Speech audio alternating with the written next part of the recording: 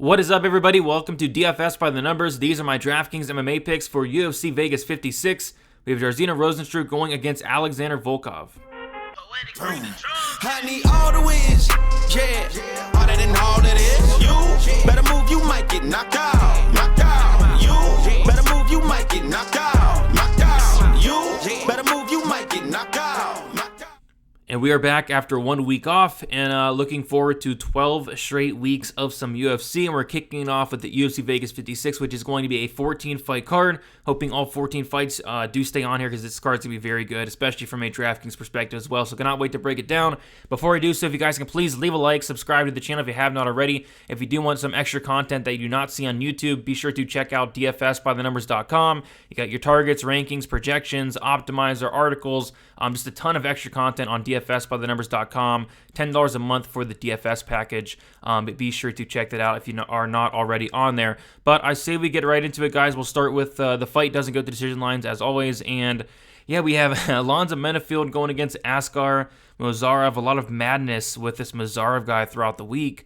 His record went from it was like 20.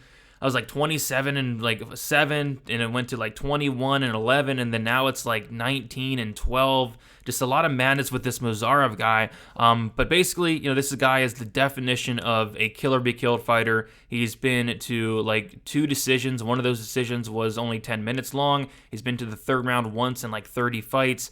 He has 12 losses now. All 12 of them come inside the distance. I think somebody gets finished here and somebody gets finished in the very first round. You see minus 600 there, but on some books, they have the fight doesn't go to decision. I think on DraftKings, minus 950. On FanDuel, it's like minus 900. So it's safe to say this fight does finish, and you're going to want to have the winner in this fight. I think Mozarov is very live to win in the first 30 seconds or so, but that's about all I give him. And I think Menafield should absolutely roll through this guy, kind of. So I think I'm more so on the Menafield side myself, but this guy Mozarov is very live for that first round finish, and honestly, that 60-second bonus as well. Andreas Michailidis going against Renat Fakhretdinov.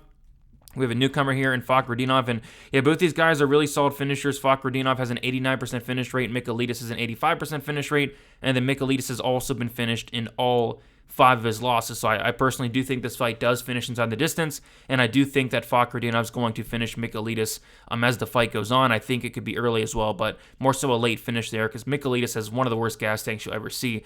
With that said, Michailidis is very dangerous in his own right. He's a black belt in BJJ, has some good power, and Michailidis does pull off the upside. I think it could be very early, so he makes for kind of an intriguing punt option, but I am more so on the Fakhretdinov side myself. I think he kind of grinds out Michailidis and finishes him as the fight goes on. We have Damon Jackson going against Daniel Argueta. Not going to get to a ton of Argueta here. I just really struggle to see a path to victory. Damon Jackson is going to be better everywhere. He's going to be the much bigger fighter, much more experienced fighter, and I don't really think Argueta has the striking to knock out Damon Jackson. I don't think Argueta has the grappling to submit Damon Jackson. If anything, it's going to be Argueta 15-minute fight where he goes out there and gets takedowns, just rinse and repeat, but I just really struggle to see that happening here. I like Damon Jackson quite a bit, and honestly, he's one of my favorite plays on the entire slate. And then Alexander Volkov, Jairzinho Rozenstruik, minus 175. Fight doesn't go to decision.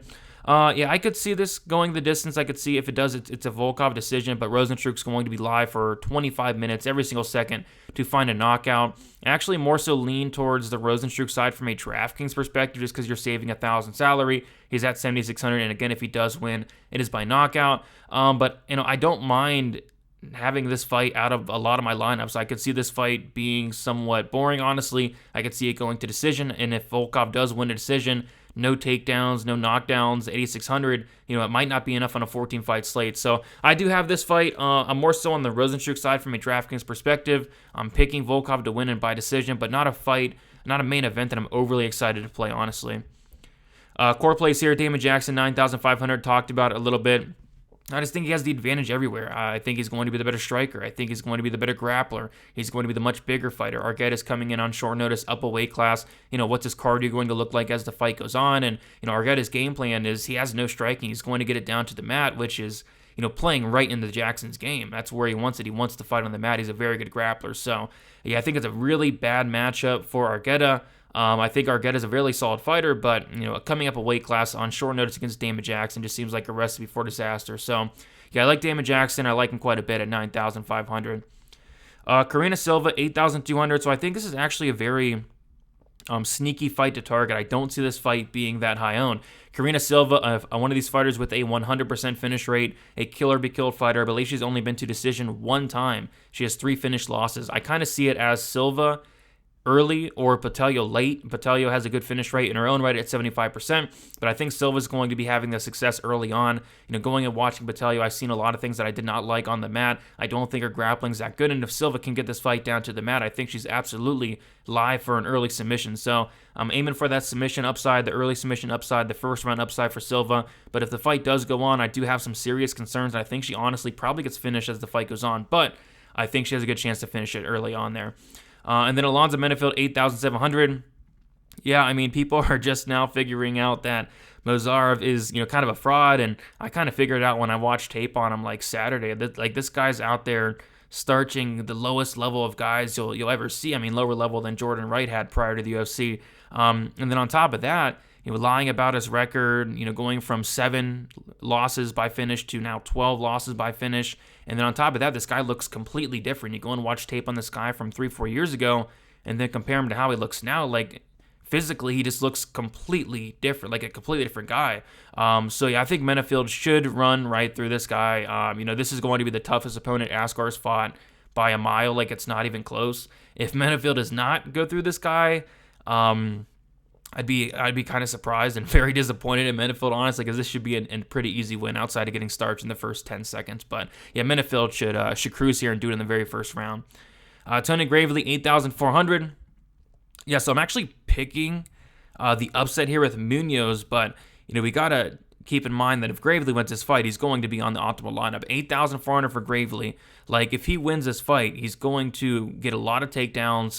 In his wins, he's averaging around 120 Draftkings points per win, averaging 6 takedowns per 15 minutes. He'll have no problem getting it down to the mat. Munoz will more than welcome him down to the mat as well. But yeah, I think the winner of this fight scores very, very well. I think Gravely probably goes out there and wins the decision. If he does that, I see him 100% being the optimal lineup. But he's going to have to really mind his P's and Q's. He's been submitted 5 times. Munoz, a very dangerous BJJ black belt. That's kind of why I'm picking Munoz. But from a DraftKings perspective, if Gravely wins, he's going to score a ton of DraftKings points. So I'm going to have a ton of Gravely, but I don't mind some sprinkles on Johnny Munoz Jr. at 7,800 for that submission upside. He's going to have a lot of opportunities there.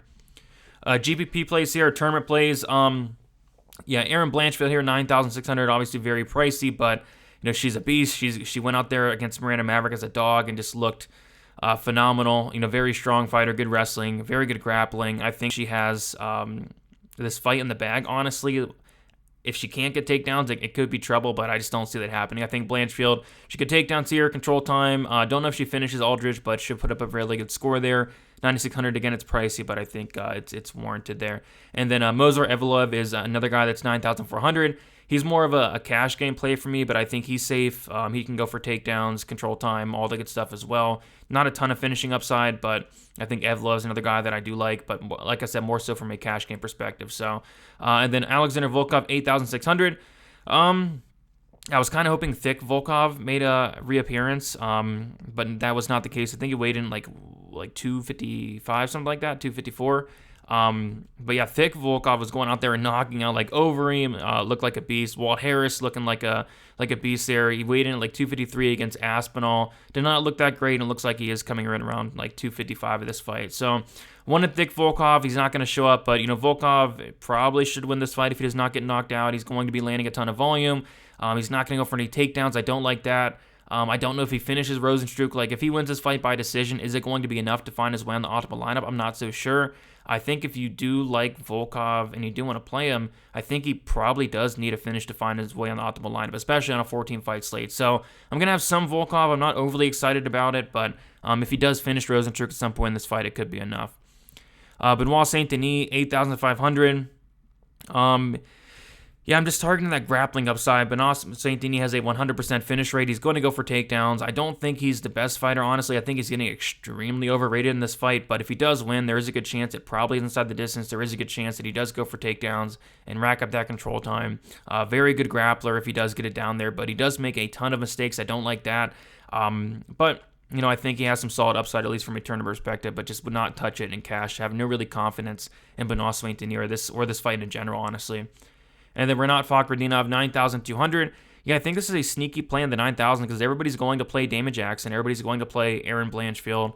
Everybody's going to play Movsar Evloev. Everybody's going to play Jeff Molina. I think that Renat Fakhretdinov is going to go kind of under own here, and I think he has some takedown upside. I think he has knockout upside. I don't like the durability of Michailidis. I don't like the cardio of Michailidis. And I think Renat Fakhretdinov has some late finish upside as well. I think it could also be early, but more so late there. So yeah, I like Fakhretdinov. I think he's going to be somewhat low owned compared to the other fighters up in this 9K range. Live dogs here, there's a decent amount, but these are my favorite ones. Askar Mozarov, 7,500. Like, if he wins, it's going to be in the first 60 seconds. He's going to get a bonus for that 60-second bonus, and then he's going to be on the optimal lineup. I don't think he's great. I think he's a fraud, and most people do know that now after all the information's come out throughout the week. But, he is dangerous. He is going to throw caution to the wind, and Benefield has been knocked out before. So for that reason, you have to play some Mozarov. I would not fade this guy, no matter how much of a fraud this guy seems to be. Johnny Munoz Jr., 7,800. Looking for that submission upside. He's going to get opportunities. He's going to have 15 minutes to do it. Gravely's been submitted 5 times. Munoz, legit BJJ black belt. I don't hate some shots here on Johnny Munoz. I will say I think he is going to be losing minutes here. I think Gravely's a better minute winner, but like I said, it only takes one opportunity, and Munoz can very well lock up something. So I don't hate some Munoz there at 7,800. Same thing for Rosenstruck. I think, Volkov's going to be winning all the minutes. Volkov's going to be outlanding Rosenstruck as the fight goes on, but it only takes one, especially in the heavyweight division. Rosenstruck's going to have 25 minutes to land a big shot, and it could definitely happen. At 7,600, I don't mind some shots there on Rosenstruck. And then Alex De Silva, 7,400. I think this is a pretty sneaky underdog as well. Not completely sold on Joe Solecki, and I think this is a very close fight. I think De Silva is going to have the striking advantage clearly. And then on top of that, I feel like De Silva can get takedowns here, get on top, and we've seen Joe Solecki, his takedown defense does not look great. And on top of that, his get-up game, his game off his back has not looked great as well. I think De Silva can rack up takedowns, control time. I just worry about his gas tank. That's the one thing. If he had a better gas tank, I'd be all over De Silva here, but he does slow down as the fight goes on. I don't love that, but I think at least early on, De Silva should have a ton of success, and I really do think he wins that first round. Other than that, I think Stolze is like an interesting low-owned dog. I think Zaruk Adashev's an interesting low-owned dog, but I think that is about it. Zalga Sumagulov could be an interesting low-owned dog. There's a lot of live dogs this week on this card. Pump plays, Lucas Almeida, 7,100. Yeah, this is another guy that has a 100% finish rate. He's going to go after it. And at the very least, I feel like this is a very close fight. I actually like Almeida quite a bit. Not only in tournaments, but for cash as well. I feel like Trezano, if Trezano's going to win, it's going to be a typical Trezano fight. It's going to be a very, very close fight, probably a split decision. So I think at the very worst, this fight does go to decision, and Almeida is able to rack up a decent amount of strikes. But I also think that Almeida is very live to finish this fight and finish it in the very first round. He's a very dangerous fighter. So yeah, I don't mind some Almeida, especially at the $7,100 price tag there. And then the fades, fading Trezano at 9,100. I mean, there's no way I'm playing Trezano over Aaron Blanchfield, Damon Jackson, Movsar Evloev, Jeff Molina, Ode Osborne. The list goes on and on and on. Renat Fakhretdinov, Alonzo Menefield. Like, there's no way. He's not going to go for takedowns more than likely. I mean, he should, but he probably doesn't. He's not going to get a finish. There's no really reason to play Michael Trezano this week. Pretty easy fade for me. But yeah, guys, that is about it. Those are my plays. Make sure you guys leave a like if you guys do enjoy the content. Subscribe as well. Be sure to check out dfsbythenumbers.com. All the content is up for this week. Early start time tomorrow. Be sure to check out Best Bet with me, Uncle Weezy, Narco Cop, and we're going to be going live 1 hour prior to the prelims. The prelims start at 1 Eastern. We'll be going live at 12 Eastern time. And if we do have time at the end, we'll answer any questions you guys have, and I'll try to answer questions in the chat as well. So that's about it, guys. Best of luck for UFC Vegas 56. Glad to be back and can't wait to make some money for this card. See you guys.